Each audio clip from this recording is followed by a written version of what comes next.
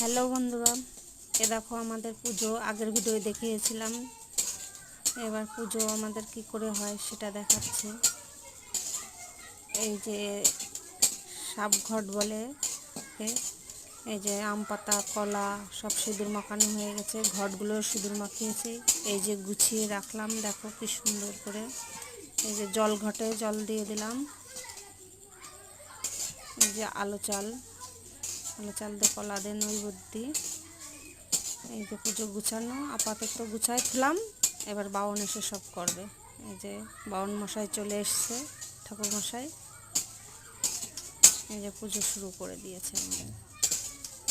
আমাদের এভাবেই পুজো করে আসে পূর্বপুরুষ। আমার শাশুড়ি করেছে, তার শাশুড়ি করেছে, এবং আমরাও করছি। এভাবেই আমাদের পুজো হয়।